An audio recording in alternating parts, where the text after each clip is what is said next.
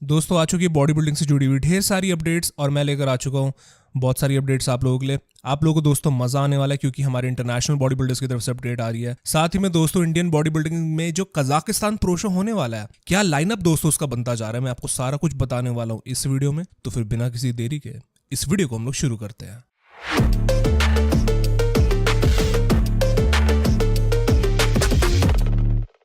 Alright, so hello Insiders, मेरा नाम है असीम और आप लोग देख रहे हो बॉडी बिल्डिंग इनसाइडर। दोस्तों बढ़ते हैं इस वीडियो की सबसे पहली अपडेट पे और सीधा बढ़ते हैं हम लोग अपनी कजाकिस्तान प्रो शो के लाइनअप के बारे में और अपडेट के बारे में। और सबसे पहली अपडेट यहाँ पर आती है उमेर बहामद की तरफ से। और उमार जो है हमको इन्फॉर्म कर देते हैं कि वो कम्पीट करने वाले हैं कजाकिस्तान प्रो शो में। और कजाकिस्तान प्रो शो में ऑलरेडी 3 इंडियन एथलीट्स कंपीट कर रहे हैं मेंस फिजिक डिवीजन में, तो यहाँ पर उमार का भी नाम ऐड हो चुका है। तो कुल मिलाकर 4 इंडियन एथलीट्स यहाँ पर कंपीट करने वाले हैं। और उसी के साथ यहाँ पे उमार मेंशन करते हैं कि उनका जो प्लान होने वाला कंपीट करने का वो है कजाकिस्तान में कंपीट करने का। उसी के साथ रोमानिया प्रो शो उनके दिमाग पर है, उनकी लिस्ट पर है। और साथ ही में प्राग प्रो शो, क्योंकि चेक रिपब्लिक का इन्होंने फ्लैग बनाया हुआ है अपने कैप्शन में। तो कुल मिला के दोस्तों ये कुछ 3 शोज इन्होंने प्लान करे हुए कंपीट करने के लिए टू गेट द क्वालिफिकेशन। बाकी दोस्तों एक बहुत ही बड़ी न्यूज है कि टोटल 4 इंडियन एथलीट्स होने वाले हैं यहाँ पे मेंस फिजिक डिवीजन में। अमित आगरे, अनिक घोष, प्रतीक तालुकदर और उमार बहमद भी अब ऐड हो चुके हैं। तो पहले दोस्तों आपको याद होगा कि 1 या 2 इंडियन एथलीट्स बाहर जाते थे कंपीट करने के लिए किसी प्रो शो में, लेकिन अब जो है यहाँ पर टोटल 4 जा रहे हैं। तो अब क्वांटिटी बढ़ चुकी है इंडियन एथलीट्स की। उसी के साथ मैं उम्मीद करूंगा कि क्वालिटी भी हमको अच्छी नजर आए उनकी फिजिक्स की स्टेज पर, उनके पैकेज की स्टेज पर। और यहाँ पर उमार की कंपीट करने से मुझे लगता है कि जो क्वालिटी होगी, जो लेवल ऑफ कंपटीशन होगा वो डेफिनेटली बढ़ेगा, बिकॉज उमार एक ओलंपियन है और उसी के साथ अमित आगरे भी एक एक्स ओलंपियन है।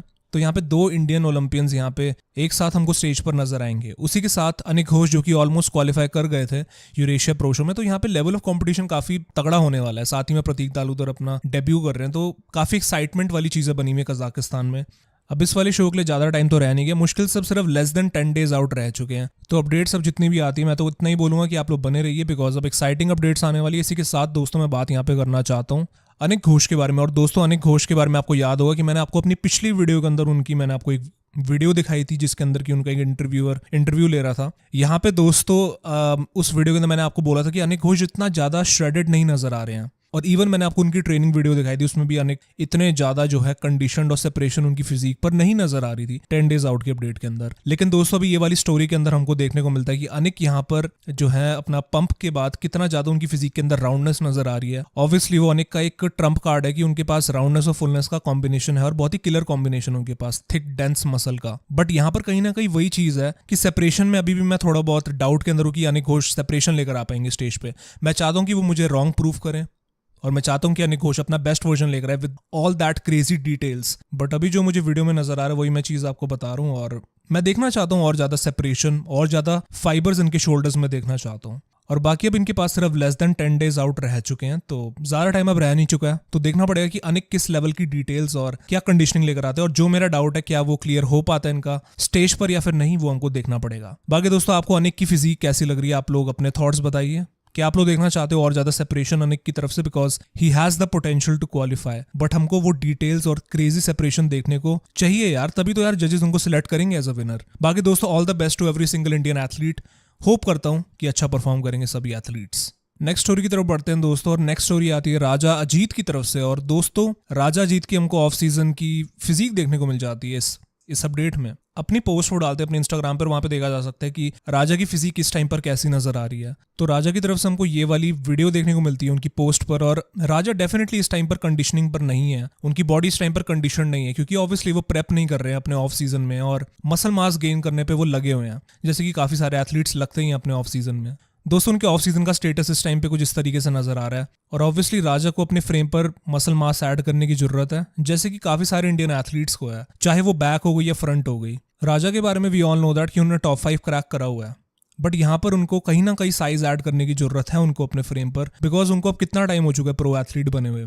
2021 में वो बने थे, 2025 आने वाला है, तो लगभग आप लगा लो कि उनको 3-4 साल हो चुके हैं प्रो एथलीट बने हुए। तो मैं बस यही एक्सपेक्ट करूं कि राजा भी कुछ टाइम के लिए ना कम्पीट करे और एक अच्छा खासा ऑफ सीजन ले, एक अच्छा खासा बल्क अपने शरीर पर लेकर आए, उसके बाद जाके इंप्रूवमेंट्स के साथ स्टेज पर चढ़े कम्पीट करने के लिए। राजा दोस्तों साथ ही में देखे जाते हैं एनपीसी की किसी शो के अंदर एज अ गेस्ट, वो वहां पे गए थे, गेस्ट पोजिंग भी करते हुए नजर आते हैं। हालांकि गेस्ट पोजिंग की क्लिप इतनी ज्यादा बड़ी नहीं है, सिर्फ हमको ग्लिम्स ही देखने को मिलता है, थोड़ा सा ही सिर्फ हमको झलक देखने को मिलती है। बट यहाँ पर राजा को काफी सारे हेट कमेंट्स देखने को मिले हैं, मतलब 2-3 कमेंट्स तो मैंने ही पढ़े हैं, उसमें राजा को बोला गया कि आप रिटायरमेंट ले लो, आप टॉप 10 नहीं आ सकते, ये नहीं कर सकते। दोस्तों मैं आपको बस यही बोलना चाहता हूँ कि राजा को टाइम चाहिए, टाइम के साथ एक अच्छा खासा ऑफ सीजन चाहिए, उनको अपने पोजिंग पर इंप्रूवमेंट लाने की जरूरत है। तो अभी इनको टाइम लगेगा एक अच्छा खासा ऑफ सीजन करने में, अपनी प्रेप करने में, स्टेज पर एक तैयार बॉडी लाने में। तो उसके लिए तो देखो यार टाइम लगता है। ये बॉडी बिल्डिंग एक पेशेंस की गेम है और इंप्रूवमेंट की गेम है।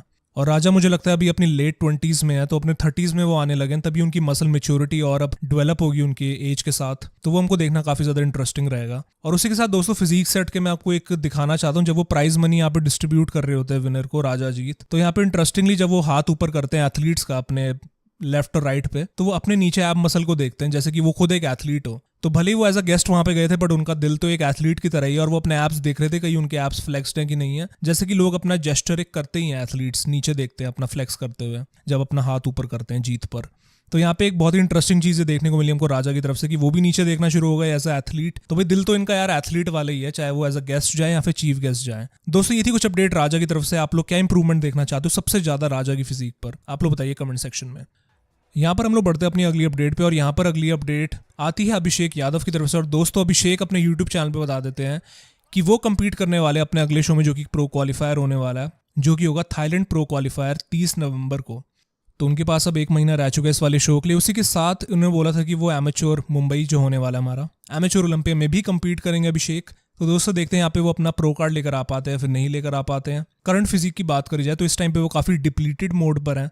उनका जो है इस टाइम पे प्रेप उनकी चल रही है, तो कार्ब्स उन्होंने काफ़ी कम करे हुए हैं अपने प्रेप पर। तो उनकी फिजिक जो है इतनी ज़्यादा राउंड और फुल नहीं नज़र आ रही, जो कि अभिषेक की फिजिक में एक बहुत ज़्यादा डिफरेंस लेकर आ जाती है जब ये कार्ब लोडिंग करते हैं। तो ये इनका दोस्तों इस टाइम पे कुछ करंट स्टेटस है। करंट इनकी प्रेप चल रही है थाईलैंड प्रो क्वालिफायर्स की, इन्होंने रिवील कर दिया था अपने यूट्यूब चैनल पे। बाकी दोस्तों उम्मीदें यही हैं कि अब काफ़ी टाइम से अभिषेक जो है प्रो कार्ड की रेस में लगे हुए हैं। He wants to win the pro card. तो ये वाली स्टोरी और ज़्यादा इंटेंस बनते जाती है हर साल की तरह। 2022 में ये बहुत ही नज़दीक आ गए थे, गोल्ड मेडल जीत लिया था इन्होंने शेरू क्लासिक में दिल्ली के, बट प्रो कार्ड नहीं जीत पाए थे। और इस टाइम पर अभिषेक मेक श्योर कर रहे हैं कि उनका कोई भी चीज़ के अंदर दिक्कत ना आए और कमी ना रहे। इवन इन्होंने बहुत सारे कोचेस भी चेंज करे हैं। रिसेंटली इनको अनस्टॉपेबल सेट सिद्धांत भाई इनको कोचिंग दे रहे हैं। तो देखते हैं दोस्तों इस बारी जो इनकी कोचिंग का जो इन्होंने चेंज करें और जो अपने प्रोटोकॉल्स चेंज करें, क्या वो उनके लिए काम आते हैं फिर नहीं आते हैं। बाकी अभिषेक आपको इस टाइम पर कैसे नजर आ रहे हैं, आप लोग बताइए अपने थॉट्स कमेंट सेक्शन में। यहीं पर दोस्तों हम लोग बढ़ते हैं अपने इंटरनेशनल बॉडी बिल्डर्स की अपडेट पे। बिलाल अली की तरफ से दोस्तों अपडेट आ चुकी है, और रिसेंटली दोस्तों अपने इंस्टाग्राम की स्टोरी पे वो रिवील कर देते हैं अपना अगला कंपटीशन, जो कि होने वाला है आर्नोल्ड क्लासिक ओहायो। वो हम लोग को बताते हैं कि आर्नोल्ड क्लासिक ओहायो के लिए उन्होंने एप्लीकेशन सबमिट कर लिया। अगर वो लोग इनको इनवाइट करते हैं एक्सेप्ट करने के बाद, तो मोस्ट प्रोबेबली वो आर्नोल्ड क्लासिक ओहायो में compete करने वाले अगले साल के 2025 के। तो यहाँ पे दोस्तों अली का जो टारगेट है वो सेट हो चुका है।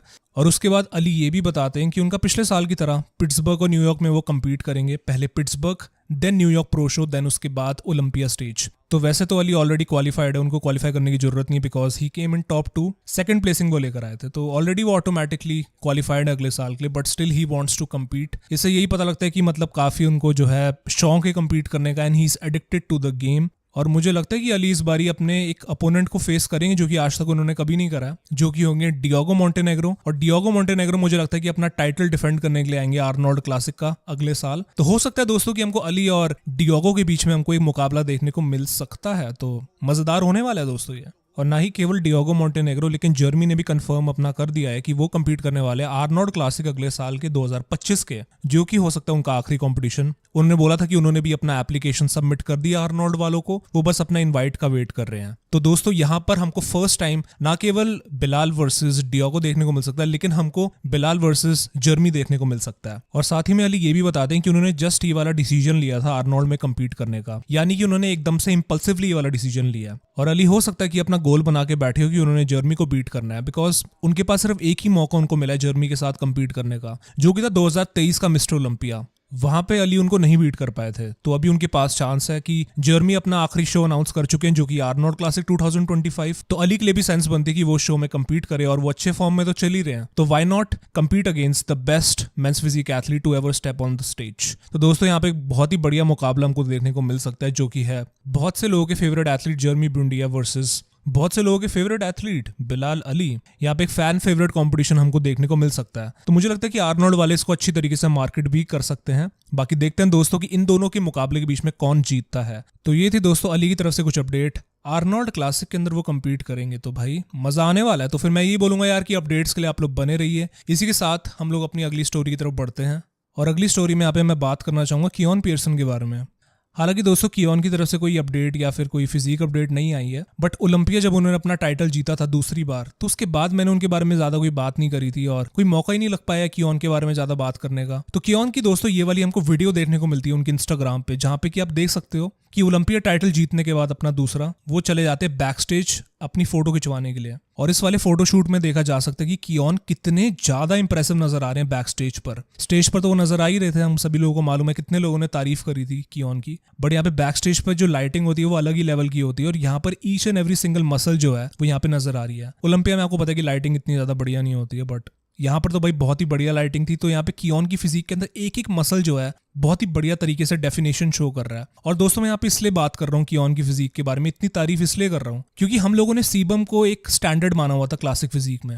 हम लोग कहते थे कि भाई अगर क्लासिक फिजिक की तरह अगर किसी को कम्पीट करना है तो उसको सीबम को हराना होगा। बट यहाँ पर दोस्तों मुझे लगता है कि कियोन पियर्सन ने एक स्टैंडर्ड सेट करा है 212 डिवीजन में, और यहाँ पर वो एक स्टैंडर्ड बन चुके हैं 212 के अंदर, क्योंकि यहाँ पे उनकी सबसे एकदम डोमिनेंट फिजिक है। हमने यहाँ पे इतना डोमिनेंट चैंपियन लास्ट देखा था फ्लेक्स लुइस डोमिनेट करा करते थे 212 शोज में, बट उनके जाने के बाद 2018 में जब उन्होंने रिटायरमेंट ले ली थी तब से जो है हम लोगों ने कोई एक डोमिनेंट चैंपियन नहीं देखा है। और यहाँ पर कियोन पियर्सन एकदम जो एक्शन फिगर टाइप उनकी जो फिजिक लगती है, जो लोग इतना उनकी तारीफ करते हैं, the shape he is carrying at the moment, वो बहुत ही क्रेजी है। और मुझे लगता है कि वो स्टैंडर्ड बन चुके हैं 212 डिवीजन के। एंड कितना टाइम तक वो compete करते हैं 212 में वो तो अभी तक मालूम नहीं है, वो तो उन पर डिपेंड करता है।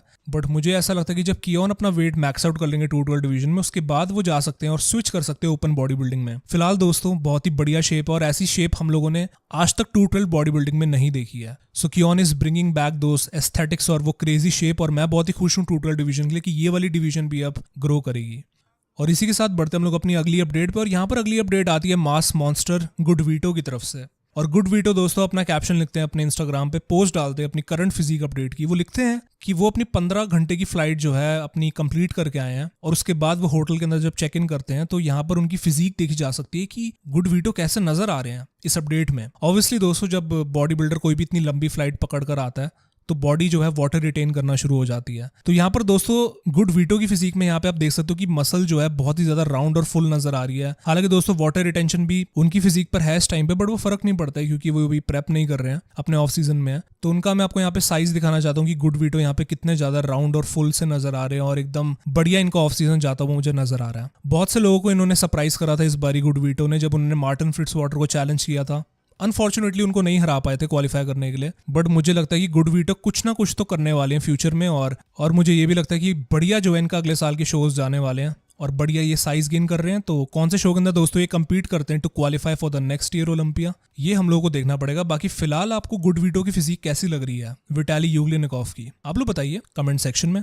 इसी के साथ दोस्तों मैं यहाँ पे बात करना चाहता हूँ डेरिक लंसफोर्ड के बारे में। और दोस्तों डेरिक अपनी अपडेट अपने इंस्टाग्राम पे डालते हैं। वो लिखते हैं कि पोस्ट ओलंपिया फोटोशूट, और ये ओलंपिया के बाद इन्होंने फोटोशूट करवाया था। हालांकि अगर डेरिक ओलंपिया चैंपियन बन जाते और अपना दूसरा टाइटल ग्रैब कर लेते तो ये मेडल के साथ फोटो खिंचवाते मुझे लगता है, बट अभी मेडल के साथ ये नहीं खिंचवा रहे हैं। और दोस्तों इस वाली अपडेट के अंदर हम लोग देख सकते हैं कि इस टाइम पर कैसे नजर आ रहे हैं डेरिक लंसफोर्ड। डेरिक दोस्तों आपको मालूम है कि इस बार ओलंपिया में उनके साथ काफी जो है एक डिसअपॉइंटिंग चीज हुई, अपना ओलंपिया टाइटल वो नहीं रिटेन कर पाए, जो कि एक चैंपियन के लिए एक सबसे बुरी बात हो सकती है। बट यहाँ पे मेरे को लगता है कि डेरिक दोस्तों अपने काम पर दोबारा से लग गए हैं। ही हैज द चैंपियन मेंटालिटी। उनके कोच भी एक तो यार कोई कम तो है नहीं। हानी रैमबोर्ड अपने क्लाइंट्स को बहुत ही तगड़ी ट्रेनिंग करवाते हैं और माइंडसेट जो होता है इनके क्लाइंट्स का बहुत ही स्ट्रांग रहता है। डेरिक दोस्तों यहाँ पे अपनी तरफ से पूरा स्ट्रांग बनने की कोशिश कर रहे हैं और अगले साल की मुझे लगता है कि प्रेप में लग चुके हैं। अभी मुझे ये डाउट हो रहा है कि क्या डेरिक अगले साल का आर्नोल्ड क्लासिक कंपीट करेंगे जो कि 2025 में होगा मार्च में। माइट बी पॉसिबल, क्योंकि हादी चुपान जो है वो बाहर हो चुके हैं। ऑब्वियसली उनकी वजह से वो कंपीट तो नहीं करने वाले डेरिक, हादी करते हैं या नहीं करते कंपीट, बट हादी तो बाहर हो चुके हैं। अभी सवाल ये आता है कि क्या डेरिक कंपीट करेंगे इस वाले आर्नोल्ड क्लासिक में और एक बढ़िया मोमेंटम लेकर जाएंगे ओलंपिया में। ऑब्वियसली दोस्तों, टाइटल हारना एक बहुत ही मुश्किल और एक मेंटली बहुत ज्यादा तोड़ देता है एक इंसान को। तो क्या ये वाला शो जीतकर डेरेक के अंदर वो कॉन्फिडेंस आएगा जो कि हादी को मिला था इस साल के आर्नोल्ड क्लासिक जीतने के बाद? आपको क्या लगता है दोस्तों, क्या डेरेक को कम्पीट करना चाहिए अगले साल के आर्नोल्ड क्लासिक में? और दोस्तों वहां पे हो सकता है कि हमको डेरेक वर्सेस सैमसन देखने को मिल जाए, बिकॉज सैमसन ने भी बोला था कि वो अगले साल के आर्नोल्ड में कम्पीट करेंगे। तो क्या यहाँ पे हमको डेरेक वर्सेस सैमसन दौदा का रीमैच देखने को मिलेगा आर्नोल्ड क्लासिक में? और अगर दोस्तों डेरेक हरा देते हैं गलती से सैमसन दौदा को, तो क्या ये मोमेंटम के अंदर शिफ्ट लेकर आ जाएगा? ये बहुत ज्यादा इंटरेस्टिंग रहेगा दोस्तों, जो ये वाली स्टोरी बनते हुए अब नजर आ रही है, क्योंकि हादी तो बाहर हो चुके हैं। डेरेक अगर कंपीट करते हैं आर्नोल्ड क्लासिक अगले साल के, तो फिर उनको सामना करना पड़ेगा सैमसन दौदा का। दोस्तों बहुत ज्यादा मजा आने वाला अगले साल के आर्नोल्ड क्लासिक के लिए। और कंसिडरिंग की जो प्राइज मनी बढ़ाया आर्नोल्ड क्लासिक वालों ने, अपना प्राइज मनी वो अब $5 लाख हो चुका है। तो भैया मजा आने वाला है, जो भी एथलीट जीतता है ये बात तो तय है कि वो माला माल होने वाला है। इसके बाद दोस्तों मैं बात करना चाहता हूँ यहाँ पे अगली स्टोरी की तरफ, और अगली स्टोरी यहाँ पर आती है मैट जॉनसन की तरफ से। आपको दोस्तों पता होगा कि मैंने अपनी लास्ट वीडियो के अंदर बताया था कि 4 मेजर प्रोफेशनल एथलीट्स ने यहाँ पे मैट जॉनसन को फायर कर दिया था एज अ कोच। तो दोस्तों मैट जॉनसन का मैं रिस्पांस लेकर आ चुका हूँ। उन्होंने क्या बोला है, फाइनली रिस्पांस दे दिया मैट जॉनसन ने। तो वो अपने इंस्टाग्राम की कैप्शन में और एक पोस्ट डालते हैं, और अपने कैप्शन में वो कुछ ये लिखते हैं। हालांकि यहाँ पे मैट एक बहुत ही बड़ा लंबा चिट्ठा लिखते हैं, तो उस चिट्ठे के अंदर वो क्या लिखते हैं, वो ये लिखते हैं कि पिछले 1 साल से ये बात क्लियर हो चुकी है, जो मेरा पैशन है बॉडी बिल्डिंग से वो अब शिफ्ट हो चुका है, और ये साल मेरे लिए काफ़ी मेंटली चैलेंजिंग रहा है। मैं चीज़ें अपने लिए चेंज करना चाहता था, लेकिन मैं नहीं कर पाया due to my prior commitments. जो मेरी रिस्पॉन्सिबिलिटीज़ थी मैं उनको कंप्लीट करना चाहता था अपने एथलीट्स के लिए, और अपने ऑनर करना चाहता था कमिटमेंट्स को। बट मैं अब अपना रोल निभाना चाहता हूँ एज अ डैड। मैं फादर अपने बच्चों के लिए बनना चाहता हूँ, और एक अच्छा हस्बैंड बनना चाहता हूँ अब मैं। और मैं टाइम स्पेंड करना चाहता हूँ अपनी फैमिली और अपने बच्चों के साथ। वो मेरी अब टॉप प्रायोरिटी होने वाली है। और मैंने डिस्कवर कर रहा है कि मेरे पैशंस काफ़ी सारी चीज़ों में है। लाइक इंड्योरेंस स्पोर्ट्स में मेरा पैशन है, जिसमें मैं और एक्सप्लोर करना चाहता हूँ बिजनेस अपॉर्चुनिटीज़, और पर्सनल हेल्थ के लिए भी। मैंने अपने ऊपर काफ़ी टाइम इन्वेस्ट करा है एज अ कोच, और मैं माफ़ी मांगना चाहता हूँ अपने एथलीट से अगर मैंने उनकी फीलिंग्स को हर्ट करा हो, या फिर कुछ भी मैंने करा हो। तो मैं सिंसियरली माफ़ी मांगना चाहता हूँ उनसे अगर मैंने कोई भी उनके फीलिंग्स को हार्म पहुँचाया हो। ऑन अ पर्सनल नोट, मुझे लगता है कि मैंने कुछ ऐसा गलत काम नहीं करा, और मुझे ट्रीट गलत करा जा रहा है लोगों की तरफ से, और ये चीज़ अनफेयर है मेरे लिए और मेरे करियर के लिए। और लास्ट 2 कॉम्पिटिशन से मैं ये बोलना चाहूँगा कि ब्रेट वेल्किंस ने, जो मेरे क्लाइंट है, उन्होंने बहुत ही इनक्रेडिबल परफॉर्मेंस डिलीवर करी है। साथ ही में शॉन क्लरीडा 2nd प्लेसिंग लेकर आए ओलंपिया में 212 डिवीजन में 42 की एज पर। और मैं यहाँ पे ये चीज़ें अपनी तारीफ करने के लिए नहीं कह रहा, यहाँ पे एक्नॉलेज करने के लिए और अप्रिशिएट करने के लिए कह रहा हूँ शॉन क्लरीडा को, कि वो इस दुनिया के one of the best body builders और टॉप बॉडी बिल्डर्स में गिने जाते हैं। और अबव ऑल मैं रिस्पॉन्सिबिलिटी लेता हूँ, मैंने कोई भी अगर गलती करी है तो, और सॉरी बोलना चाहता हूँ किसी को भी अगर मैंने हर्ट करा है। ये मेरा इंटेंशन बिल्कुल भी नहीं था। तो यहाँ पर दोस्तों मैट जॉनसन एक लंबा सा चिट्ठा लिखते हैं, और उसमें रिस्पॉन्स करते जो उनके ऊपर इतने सारे जो है इल्ज़ाम लगे थे। जैसे कि आपको मालूम है कि क्विंटन बीसवुड ने उन पे वीडियो बनाई थी। साथ ही में अभी 3-4 एथलीट्स ने उनको फायर कर दिया एज अ कोच। तो अपना वो रिस्पॉन्स लिखते हैं, और इस रिस्पॉन्स हमको इतना तो मालूम चल ही जाता है कि मैट जॉनसन अब कोचिंग देना छोड़ चुके हैं। अब वो कोचिंग नहीं देंगे एथलीट्स को, और वो रिटायरमेंट ले चुके हैं एज अ कोच।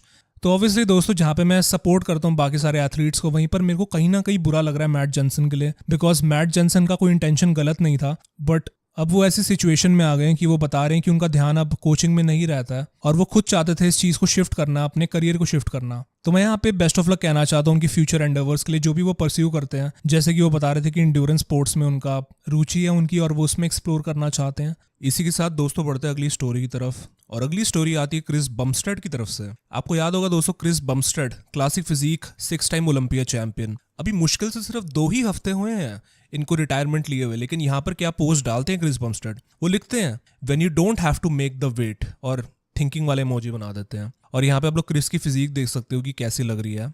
तो ऑब्वियसली दोस्तों क्रिस का ये मानना है कि अगर उनको वेट ना रिस्ट्रिक्ट करना पड़े, जो कि उनको क्लासिक में करना पड़ता था, तो वो यहाँ पे हिंट करते हुए बता रहे हैं कि शायद मैं ओपन बॉडी बिल्डिंग में कम्पीट कर सकता हूँ। और भाई यहाँ पे आपको पता ही है, जैसे इंटरनेट अगर ये वाली न्यूज़ सुनता है तो भाई एकदम पागल ही हो गया। यहाँ पर कमेंट सेक्शन आप लोग पढ़ सकते हो, लोग यहाँ पे क्या लिख रहे हैं। लोग कह रहे हैं कि भाई वापस आ जाओ रिटायरमेंट अपनी छोड़ के, वापस आ जाओ रिटायरमेंट, क्या चीज़ है, enough retirement, come back, bro should consider going to Olympia. तो भाई मतलब एकदम से ना हल्ला मच चुका इंटरनेट पे, और हल्ला ये मच रहा है कि क्रिस बमस्टेड वापस आ जाए, क्लासिक फिजिक में नहीं तो ओपन बॉडी बिल्डिंग में। और आपने अगर कोई भी इंटरनेट पे चीज़ डाल दी और लीक हो गई वो, तो भाई वो एकदम ऐसे फैल जाती है, और यहाँ पे लोग अपने ही जो है कहानियां बनाना शुरू हो जाते हैं। क्रिस ने तो हमें सिर्फ अभी एक हिंट ही देते हुए बोला कि अगर आपके पास रिस्ट्रिक्शन ना हो वेट का, अगर मेरे पास रिस्ट्रिक्शन ना हो, तो खुद ही अंदाजा लगाओ कि मैं क्या कर सकता हूँ। तो ऑब्वियसली दोस्तों क्रिस जो है यहाँ पर हमें सिर्फ एक हाइपोथेटिकल सिनेरियो ही बता रहे हैं, बट अगेन मुझे लगता है दोस्तों कि क्रिस जो है कम्पीट कर सकते हो ओपन बॉडी बिल्डिंग में। क्रिस बमस्टेड के पास एक रिस्ट्रिक्शन होता था वेट का जब वो क्लासिक में कम्पीट करा करते थे, बट अगर वो रिस्ट्रिक्शन ही खत्म हो जाए, अगर वो ओपन में स्विच करने का सोचे, तो हम लोग सिर्फ इमेजिन ही कर सकते कि क्रिस क्या लेवल का वहां पे साइज लेकर आ सकते हैं। एंड इमेजिन करो कि क्रिस वर्सेस सैमसन दाऊदा,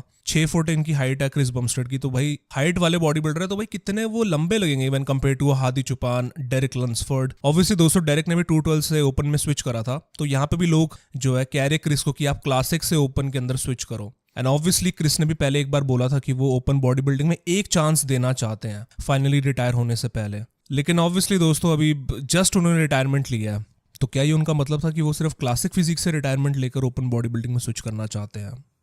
सोचने वाली बात है। लेकिन नॉनदलेस दोस्तों यहाँ पे इंटरनेट ने अपनी कहानियां बनाना शुरू कर दी है and we all are excited कि क्रिस एक डिसीजन पर आए। और कमेंट्स पढ़ के तो आप लोग बता ही सकते हो कि लोग एक्साइटेड है कि क्रिस को वो लोग देखना चाहते हैं ओलंपिया स्टेज पे वंस अगेन, लेकिन क्लासिक में नहीं, ओपन बॉडी बिल्डिंग में। और एक बहुत ही बड़ा स्टेटमेंट हुआ कि अगर क्रिस कंपीट करते हैं और ओपन बॉडी बिल्डिंग में आके मिस्टर ओलंपिया टाइटल जीत जाते हैं, ये बहुत ही बड़ा फ्लेक्स मूव और एक बॉस मूव होगा क्रिस की तरफ से। तो अभी दोस्तों सिर्फ हम लोग इमेजिन ही कर सकते हैं और अपनी सिर्फ कहानियां ही पका सकते हैं, but wait for the decision from Chris Bumstead. फिलहाल दोस्तों ये इनका कुछ फिजिक है इनकी, और ये इनका कुछ माइंडसेट है कि क्रिस सोच रहे हैं, सिर्फ हमको हिंट दे रहे हैं एक हाइपोथेटिकल सिचुएशन में कि वो कंपीट कर सकते हैं ओपन बॉडी बिल्डिंग में। तो दोस्तों मैं आप लोगों से पूछना चाहता हूं कि आपको लगता है कि क्या क्रिस फाइनली क्लासिक का डिवीजन रिटायर होने के बाद ओपन बॉडी बिल्डिंग में आके कंपीट करेंगे? दोस्तों मैं आप लोगों से थॉट्स जानना चाहता हूं, आप लोगों के कमेंट सेक्शन में बता सकते हो। दोस्तों इसके बाद बढ़ते हैं हम लोग अपनी फाइनल स्टोरी की तरफ, और फाइनल स्टोरी यहाँ पर आती है रेमॉन रोशाकाराइस रेमोंडिनो की तरफ से। और दोस्तों रेमॉन की तरफ से ये अपडेट आ रही है कि उनकी एब्सेंस कंफर्म हो चुकी है आर्नोल्ड क्लासिक ओहायो के लिए।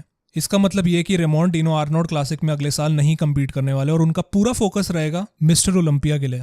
आपको मालूम होगा कि रेमॉन 2-3 सालों से आर्नोल्ड क्लासिक में लास्ट कंपीट कर रहे थे, बट अगले साल के आर्नोल्ड में वो नहीं कंपीट करने वाले। और दोस्तों वो बाहर हो चुके आर्नोल्ड क्लासिक के लिए, एंड रेमोन को कंपीट करने की जरूरत भी नहीं है बिकॉज वो ऑलरेडी क्वालिफाइड अगले साल के ओलंपिया के लिए। तो मैं चाहता हूँ कि पूरा फोकस रेमोन का रहे मिस्टर ओलंपिया के लिए, बिकॉज अब सीबम तो रह नहीं गए हैं। तो उनका अब नेक्स्ट टारगेट कौन सा होने वाला है? क्या माइक सोमरफेल्ड और रेमोंडिनो का नेक्स्ट राइवलरी हमको बनते हुए नजर आ रही है, या फिर रेमोन वर्सेस उर्स? ये देखना दोस्तों काफी ज्यादा इंटरेस्टिंग रहेगा। इसी के साथ मैं यहाँ पे बात करना चाहूंगा, एक और अपडेट आ रही है दोस्तों, बोनस अपडेट के बारे में बात करते हैं। और वो बोनस अपडेट के अंदर हमको मालूम चलता है कि जोसेमा मुनोज, जो कि आपको मालूम है कि बहुत ही बढ़िया प्लेसिंग वो लेकर आए थे इस बारी की ओलंपिया में, उनका पहला ओलंपिया था। स्पेन के ये बॉडी बिल्डर है, सिर्फ 22 साल इनकी उम्र है। दोस्तों ये कंपीट करने वाले हैं अक्टूबर 27 को न्यूट्री यमी प्रो कप में, और ये IBB प्रो लीग का शो है, मतलब प्रो शो है ये, और अक्टूबर 27 को होने वाला है स्पेन में।